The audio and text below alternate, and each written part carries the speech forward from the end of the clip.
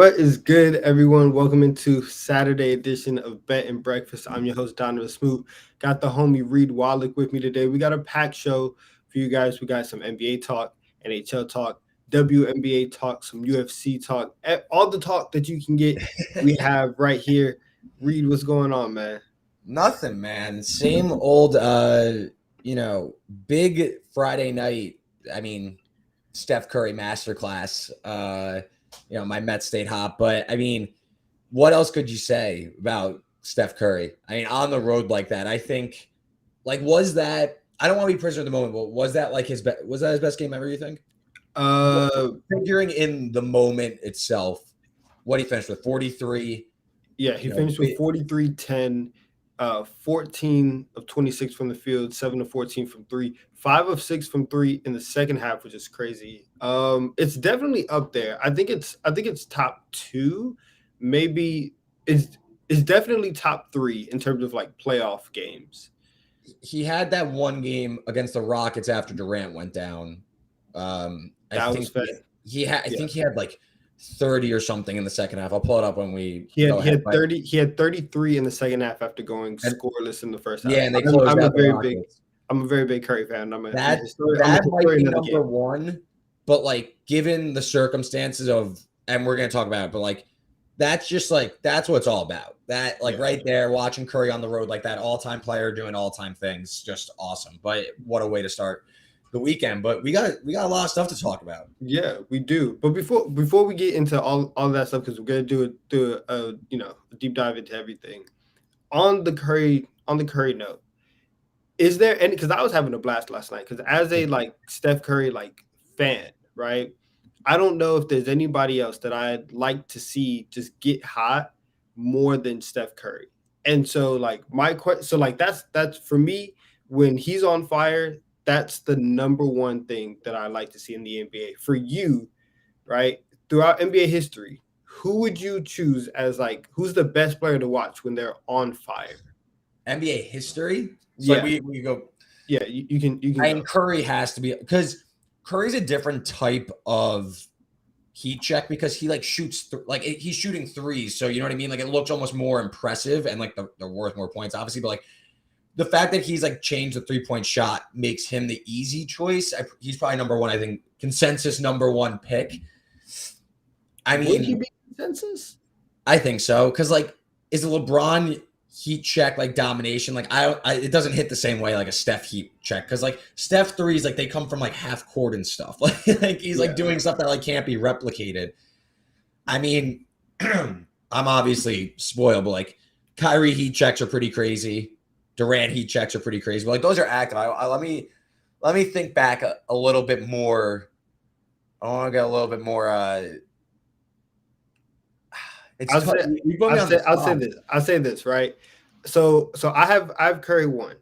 Two is the guy that I have right here. I think watching Kobe go crazy is ridiculous. Also for the same reason that Steph is, because when he's in his bag, he's taking 25-foot fadeaway jumpers. Okay. And you have like guys in his face on. So like he's like Kobe's the master at taking hard jumpers. Right, Okay. like that's his thing. So I think that it's like Steph and Kobe, and in terms of like other guys, honestly, I'm not even gonna lie. Like, watching old like Larry Bird highlights and watching Bird like go everywhere, I like all those. I got two for you just off the top of my head because I'm trying to go through the quick hard drive in my head. Yeah. Dirk. Because Dirk could give you 30 easy. He could just get the ball on the block, turn around, bucket every single time.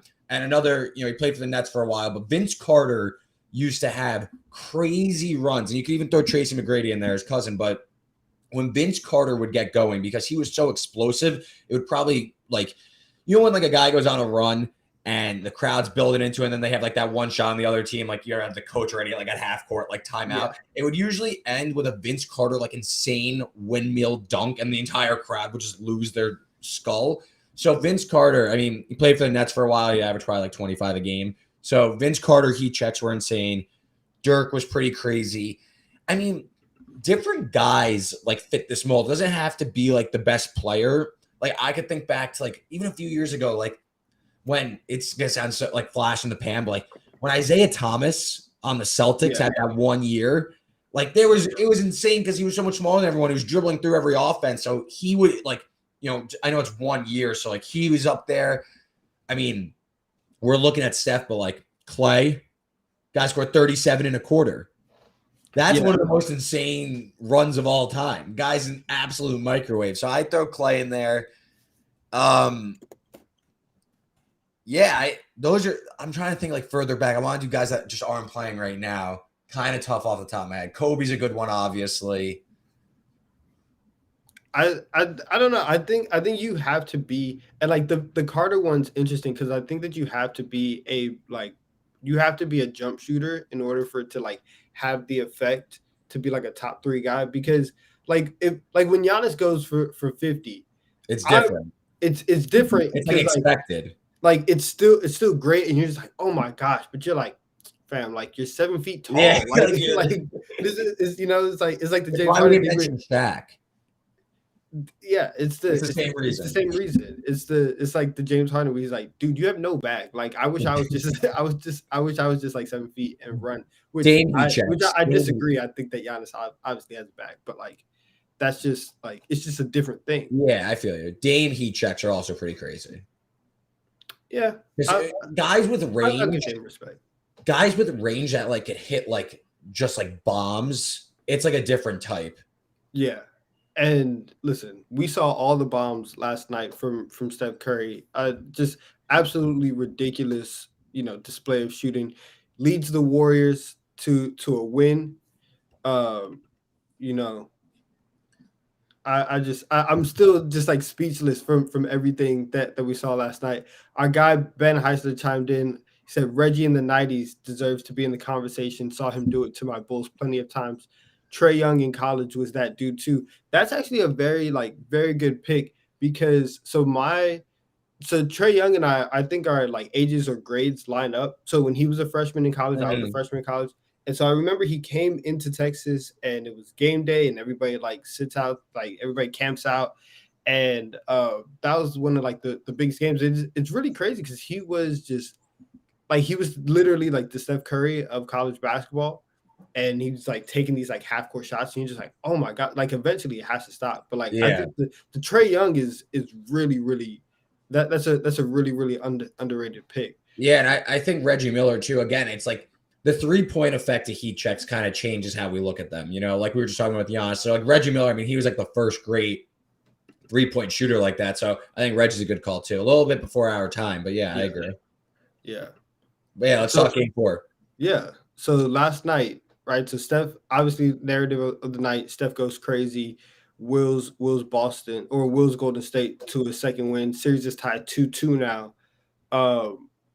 Listen, what are your thoughts? What was going through your mind watching that game last night? Yeah, so game 3, I was big on the Celtics. I was like, I think the Celtics they're gonna win pretty easy, double digits. So I was big on the Celtics. And then I kind of like the Warriors last night, and I'm pissed we didn't do a bet slip yesterday because I took Steph to win Finals MVP as opposed to like taking the Warriors in this game because I said I kind of like the Warriors in the game. I don't want to take the money line though. I took the under that hit, but I took Steph to win Finals MVP because I was like I kind of like the Warriors, and this is a better number than Warriors to win the series. Warriors, like maybe I'll come back and bet Celtics to win the series now plus money, take a profit, but. Steph, and a lot of people are comparing it, so I don't think I'm breaking any ground anymore, but like this is Pantheon all time, all the adjectives you could use performance out of him. He's dragging this team across that. I think Boston's the better team, and you could see it at different points last night. I just think Boston has a few more weapons to go to. Just think they're better like 2 through 5, but you had the best player in the series, and the guy just heroic from the start. And you could see in the third quarter too when he was heating up. You could just see he was like talking to himself. He was really, really locked in, different than any other performance. And I was just like, man, I don't know if this guy's going to let them lose. And then Jaylen Brown has those 2 layups and the foul, and they go down, I think 4 or 5. And I was like, I don't know. And then Steph, there was one play, and I think this is kind of the chasm in the series because I think Boston, I've said this entire postseason, Boston has just so many mental errors. I think they would be the worst dribbling team to ever win an NBA Finals. And I was saying this to you right before we went on. I know they've been to a lot of conference finals, but it just feels like they're lacking that moxie, that championship level kind of decision making out there because they lack a point guard and it works. And Tatum's been a good facilitator. Smart's picked up the slack, but you could look at how many turnovers they have and kind of attribute, they lost probably because there's so many turnovers. But there's one play, it put the Warriors out in front, I'm pretty sure. It made a 1-point game where Clay hit the three at the top of the key, and I tweeted out a screen grab of it. Jalen and Tatum both picked up Curry, and they're also, and you see Rob Williams in the paint kind of staring at Curry. Clay is just kind of trickling over top of the key, wide open. That's a layup for him. And it just shows that, one, the pressure Curry's putting on this defense, this great defense, and I know it sounds like I'm kind of ragging on Boston. It's just how I'm seeing it. I said Boston's a very good team, but just showing the mental lapses. I get that you're afraid of Curry, but like, can't leave Klay Thompson wide open because I do think Boston is the better team on paper, but it just feels like there might be a mental kind of lapse that are going to cost them this series. I don't know if Golden State's going to win the series, but that's kind of what I'm seeing is that Boston's mental lapses in terms of dribbling and decision-making late in games is costing them. That's just how I mean, you look at I completely agree. And I think that there was several times last night where the Celtics are like up 4 and you have Jaylen Brown coming down on the wing taking pull-up threes in transition for no reason, right? Like you have nobody under the rim to rebound. He goes down, he forces a layup in transition as well. And you're just looking at Brown, and it's like he's lucky that Tatum was able to save or that Smart was able to steal the ball from Bielitsa on the other end because he just dribbled it off his foot, and he's had a couple dribbling issues for the last 2 series. But imagine if Jaylen Brown got a handle. He'd be amazing. He'd be top 5. Nice. He'd be top 5. it's insane. When I look at what Game 4 was, I see the Warriors doing the things that the Warriors do, right? And obviously, like, this is a much different version of Golden State. You're seeing a lot more of just like Steph Curry pick and rolls, and they're saying like, hey, you're gonna have to take us here. We're gonna start the action here because everybody else is good. You look at the rest of the lineup. Jordan Poole was 2 of 7 from 3. I think Andrew Wiggins was like 2 of 6. Klay Thompson was 4-10. Like you had a lot of guys. I got the box score up for you. From 3. Yeah, I know Poole was 2. Wiggins was 2 of 6. Klay 4 of 10. Poole hit 2. That was it though. Otto Porter missed 2. Draymond obviously missed 2. Yeah. Bielitsa missed a 3 and Payton missed a 3. Yeah. So I think like when you're looking at this series, if they can get anything from Draymond this series, if they like he had a couple big plays on defense towards the end, but if they can get anything from him, the whole series unlocks, and that's why I think puts Golden State at the advantage because now you can finally have a two-way player in that sense. You're not playing 4-on-5 on offense, and it doesn't matter if you double Steph because Dre's not even making the plays. Like when was the last time we may have seen it in like Game 1, but like he normally gets one a game where he fakes the dribble handoff and then drives to the basket, maybe gets a lob or a layup there. We haven't even seen that. Draymond Green looks shook right now. And so that's just something very, very weird that I've never seen. It's funny because the real debate the past 2 games have been, and I noticed it in Game 1 in the first quarter, that the Celtics bigs like Rob Williams, he's playing drop on Steph. He's just freeing Steph up for a 3. Same with Horford. They're not meeting him at the level. They're letting him get into a rhythm and take the 3. But it seems like what Udoka and what they're trying to game plan for is we're going to keep our big out there. It kind of works twofold because Draymond they don't respect. They're putting Rob Williams on Draymond, and they're kind of shutting off the paint because they're allowed to keep Rob Williams out there. But at the same time, you're freeing up Curry for 3. But they're basically saying we don't want Draymond playing that 4-on-3 where he's going to slip, Steph's going to hit him with a pass, and then Draymond's playing with advantage because you saw it that it was kind of the dagger, that Looney layup at the end that put them up like 5 or 7 with a minute left. They did blitz Steph and got the ball out of Steph's hands. Draymond had it, dumped it off to Looney, laid it in. Like I think the game plan for the Celtics, and it hasn't, I mean, it's gotten them this far. They're two 2 wins away from a championship, but they're saying we'll let Steph get what he wants. We don't want anyone else eating. Listen. And That's a it's a dangerous dangerous game. mindset. That's a It's a dangerous dangerous game. mindset. But I think, because I'm looking at the box score now, pretty even game, like percentage wise, shots wise. They hit the same amount of threes.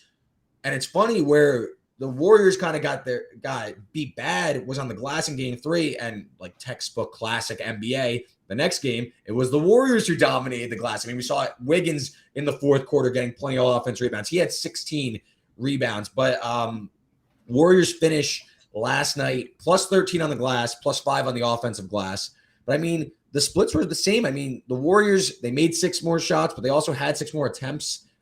Similar free throw marks, threes pretty much the same. So, for me, it's coming down to the little things, the effort plays. I mean, the Warriors they're kind of living with Steph taking these, or the Celtics are living with Steph taking these threes, and we'll see. But yeah, just all-time performance out of Steph. Yeah. And so moving forward, right? So we look ahead to game 5 on Monday, another, 2.5, 3 days of time in between, which is ridiculous.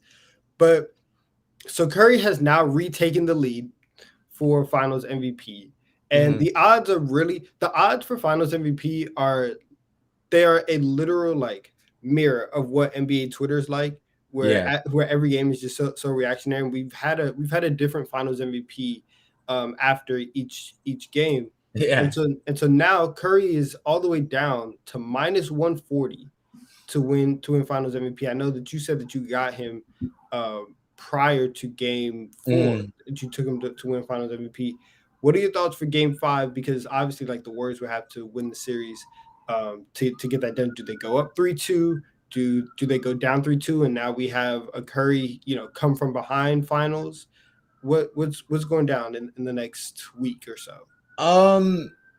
Yeah, so I took Steph to win Finals MVP as opposed to taking the Warriors to win the series because I think they're the same exact thing. I actually think that, this keeps up and no one on the Celtics really kind of pulls away.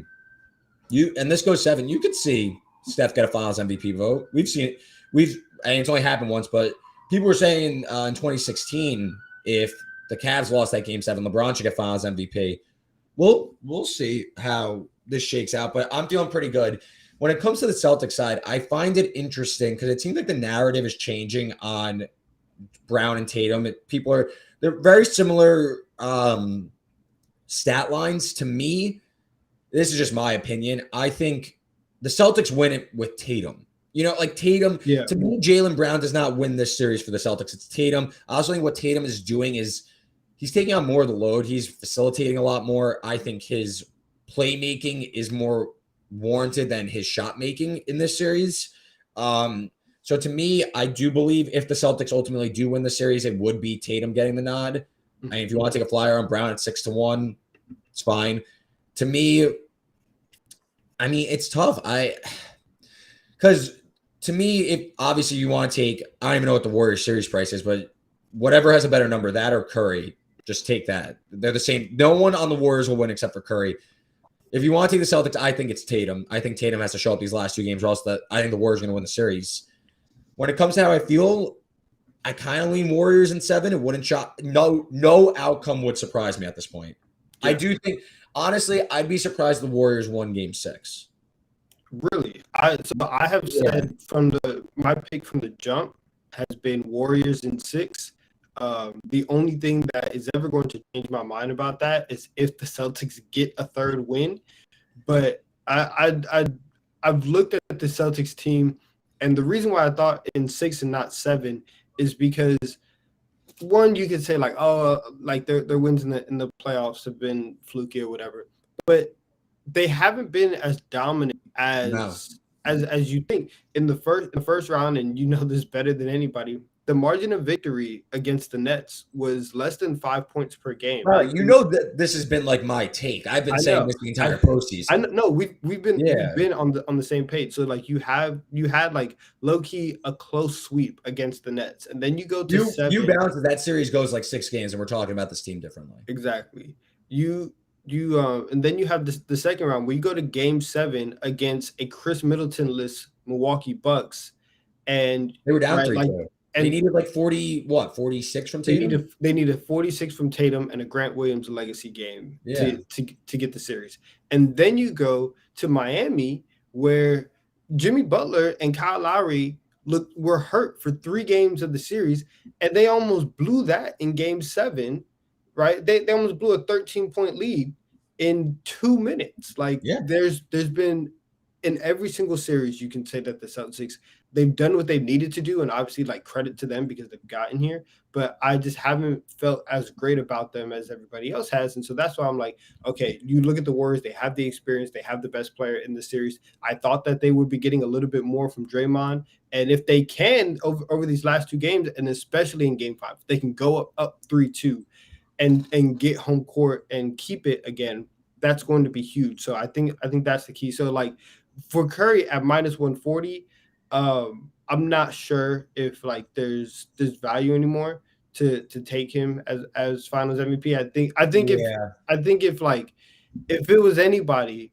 it's if there's anybody that you're gonna take a flyer on at this point in the series, it's going to be Jaylen Brown, because the Tatum stuff, while it's like while his passing has been good, that's not why you love Jason Tatum. That's not why you look to Jason Tatum. You're not giving him the ball at the elbow with 5 minutes left so that he can go and make a pass. In the second half last night, Tatum goes 2 of 9, 1 for 4 from three. Right, like that. Those things just can't happen. And then you have Jaylen Brown, who also thinks that like, hey, this is my time. I'm also the hero. He goes 4 of 11, and like I said earlier, takes 2 bad threes, takes a rush layup at the rim. I think that Brown is putting himself in as many opportunities to have that moment just as much as Tatum. And if they're both going to keep playing at the same level, you kind of have to go with Brown, because I think even like on the narrative side, his series has been better than what Tatum has given. Yeah. I just think, again, I'm just trying to project out the series. Jaylen Brown being their best player, the Celtics are going to lose. So it won't matter who, you know what I mean, who should be the more deserving, because I think they're going to lose. I think it's still up in the air. And I think if you are taking the Celtics to win the series and you want to bet Finals MVP, then I think you should go with Tatum to win. I get the odds and stuff, but I just think, to me, it's Curry or Tatum. It kind of has been the whole time, in my opinion. In terms of how I see the series playing out, again, I think the Celtics get game 6. So, but I don't know, Warriors in 7. I haven't had like a strong opinion on this entire series. Mhm. I've kind of just been playing it game by game, and then I kind of put my foot in the ground and said I'm going to take Curry, because I think I kind of thought they were going to win last night. I was cautiously optimistic, and now I'm in. Maybe I'll, before Monday, take the Celtics to win the series and kind of like take some money. But you know, we just went back and went through the Celtics, all their close calls and stuff. Last night, they were up 2 possessions with 5 minutes left or whatever. They scored 3 points in the final 5 minutes. You could only squander so many chances to close teams out and not get burned. They were down 3-2 to the Bucks. They went to 7 and had a Jimmy Butler 3 go awry that would have lost them in the Eastern Conference Finals. You can only squander these chances so many times that it burns you. And now you're up against the Warriors. You don't have home court. You know, you're putting yourself in a really, really tough situation. I will say, though, considering every other game they play really well, they are in good shape, because they, the zigzag will go, they win 5 and they win 7. So we'll see. But yeah, it's shaping up to be a classic series. So at least we're getting that. Yeah, listen, it's been a great series. I clearly think that the Warriors are gonna pull this out, and they're finally gonna show up, especially since we're getting this pantheon performance from Steph. But I want to switch gears a little bit, because we're gonna go to Game 6. We're gonna go to the ice, and so the Rangers lost to the Lightning 3-1 in Game 5. They're now down 3-2. The Tampa Bay Lightning are up 3-2, -500 to win the series. And then last Saturday, you asked me when the Rangers were up 2-0, you know, how I felt about Tampa Bay, and I told you they are in perfect position. They just have to go home, win these 2 games, and then you're gonna have to steal one in New York. And they have done that in 3 consecutive games.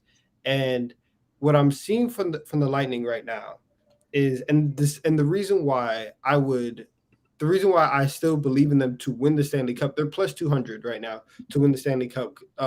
Colorado Avalanche are minus 250, and then the Rangers are 16 to 1 plus 1600. This is the stuff that championship teams do, and especially when you are like the better team. They are the better team. They outplay New York every single game, and they're finally up 3-2. I think that they're going to close it out in Game 6 at home. What do you think? Yeah, well, if you were tuned into Tuesday's bedside or daily bet slip, you would have saw that I, instead of taking the Lightning in Game 4 to tie the series, I went one step further and took them to win the Cup at plus 450. You know, I thought they were going to win the series. I thought there was a lot of value. I kind of am cautiously optimistic against the Avalanche, so I am now in on the Lightning. So looking good there. No, but all the points you said, and it was based on our conversation. It kind of helped me get there after I saw the Lightning take Game 3. I was like, you know what, this is the time to jump in. I think that the Lightning are kind of going to go and run away with this series. Better team won on Thursday. They won 3-1. They had a significantly more high danger chances than the Rangers. They were kind of controlling the puck the entire time. The Rangers, they would gain possession. They would get one shot on net and it would go back the other way. The Lightning were controlling the puck. They finally broke through in the final 2 minutes, got the empty net. They went 3-1. And I really hate, because it's going to sound so stupid. I'll have egg on my face if they lose. But I said to my roommate, we're watching the Ranger game, and he's a Rangers fan. And I just, not a big one. So we were just having a normal conversation. And I go, there's just no way the Rangers win on Saturday, right? This series is over. Once they lost the way they lost in gut-wrenching fashion, I was just like, they're not winning in Tampa Bay. This series is over. I don't want to dumb it down to that, but yeah, you're going back home to the two-time defending champs. It's kind of over. I would be absolutely shocked if the Rangers respond and winning Game 6. And I hate to write them off like that because it's been a great run, but the Lightning are the better team. I think they're going to kind of, again, if another low scoring kind of just suffocate them a little bit, I don't know, similar scoreline, 3-1, 2-0. I think the Lightning win this one pretty easy. They go on. And I think that, we're going to see what Colorado be a minus 150, minus 160 favorite. I kind of like the Lightning to get off to a hot start in that series looking ahead. So you said the Lightning are plus 200. It's not worth really getting involved, I guess. Might as well just wait and make sure the Lightning wrap up this series. But, I feel pretty good about Tampa Bay's chances at making this a three-peat. And I'm in on them, so. Yeah, listen, this has been the story for New York kind of the entire playoff run. They've gone down. They've they've gone down, but they've just found ways to win. But it was kind of just a matter of execution. And with Tampa Bay, all they had to do was just finally show up and play. And if we're just gonna drop the puck and everybody's gonna do what they normally do, Tampa Bay is going to win those games more often than not. This series, they have 30 more high danger scoring chances than the Rangers, right? In the two games that they won in Tampa Bay, they didn't allow a 5-on-5 goal. These are things where it just finally shaken out to okay, we are who we are, and when those things happen, Tampa Bay gets there. So I'm very excited for the Lightning to be up 3-2. I also think that they close them out. Let me see what the line is for. So for Game 6, probably minus 180, right? The Lightning are minus 200. Oof. Oh, so they odds makers are also kind of looking like us, they're making you pay if you want to back the Lightning tonight. Because I think they were minus 175 in Game 4, so they kind of making you pay a tax for the gut punch in Game 5. Yeah, this series is over. I know that you said that. I know that you said that you didn't want to do that because it was a nice run, but for the Rangers, listen, it was a nice run. However, it's just over. So, that's how the NHL is playing out. I'm pretty sure that we're gonna get a Lightning Avalanche Stanley Cup final, and that should be really, really fun with obviously the experience of Tampa Bay and just the complete dominance that Colorado showed in the conference finals. I want to end this off, right? I want to end this off with our best bet for the day. right? So we've talked NBA, we've talked NHL. Where are you going for your best bet of the night? Yeah, well, it's like getting to like that peak degenerate time because I'm now in the weeds on college baseball. I've taken a crack. We're off to a really good start there, actually. So maybe next week I'll get some more game previews up as I familiarize myself with another random sport. But we're going UFC tonight, UFC 275 from Singapore tonight. I am looking main event, light heavyweight championship, Glover Teixeira versus Yuri Prochazka. Pretty sure I said that right. It's so Prochazka, the challenger, is like a minus 200 favorite.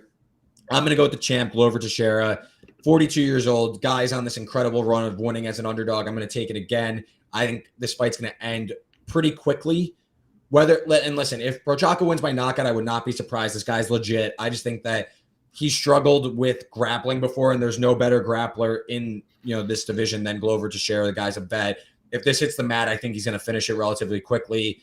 Prochazka is going to kind of come out really hot, throw his hands, let it go wild. But if Teixeira just stays composed and stays standing, he's going to get this to the mat and wrap it up pretty quickly. Prochazka hasn't been challenged there. So, there's plus 165 on the money line. I think go for the bigger payout. I would be shocked if this goes to the decision either which way. So get that extra payout. Take Glover Teixeira inside the distance plus 240. And if you want all my best bets, they're up on BetSided. Go check those out, and I'll tweet those out after the show. Yeah, that's awesome, and for sure, everyone go check out Reed's. I think weekly UFC best bets column. I'm gonna go to the WNBA for my best bet tonight. There's only one game on the docket tonight. It's Aces versus Sparks. I'm gonna go with the Aces -7. It's not fair watching the Aces play basketball because their offense is just so much better than the rest of the league. And listen, I'm taking the -7. They beat the Sparks by 28 points the last time that they played. They have nearly their entire starting five averaging, either like 0.2 points in terms of like a margin of error of like 13 points or more.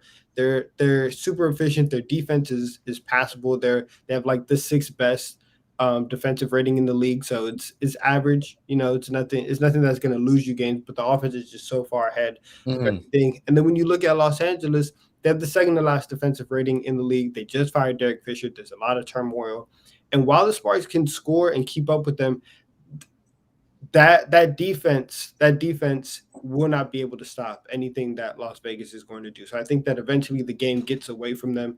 If anything, if you wanted to, back Los Angeles in any type of way, you would take the over in this game, right? The over, it's sitting high at 176 and a half.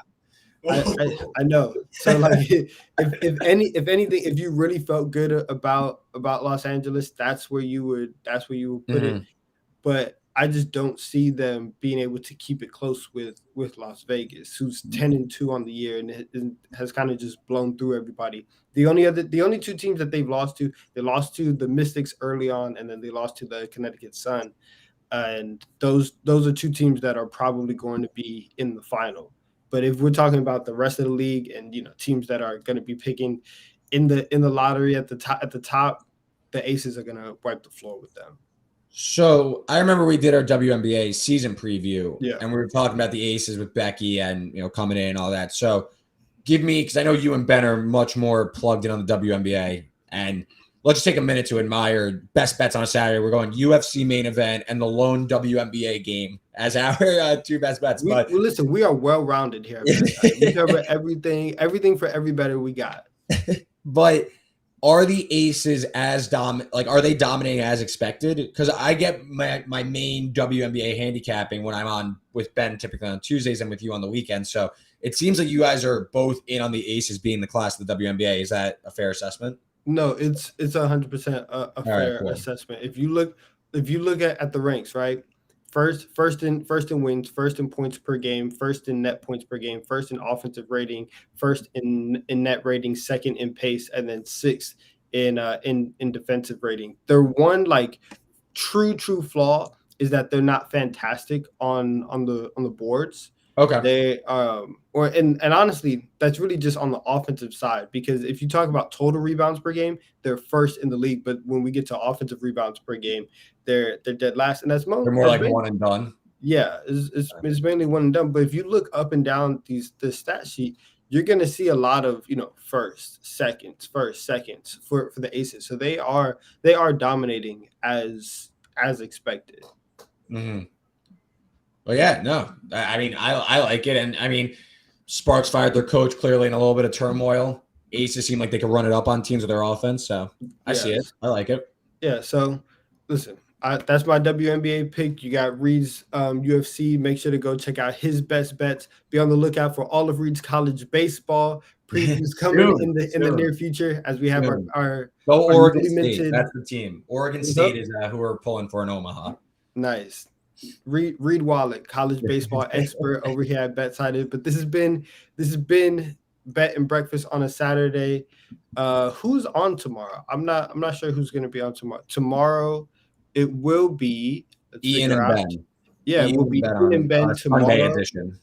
It will be Ian and Ben tomorrow. Saturdays and Sundays, you can find Bet and Breakfast at 11 a.m. Eastern, 10 a.m. Central. And then also be sure to catch Daily Bet Slip, which is on Monday through Friday, 5 p.m. Eastern, 6 no, 5 wow, I forgot 5 that. Eastern, 5 4 p.m. Central. Eastern, 4 p.m. Central.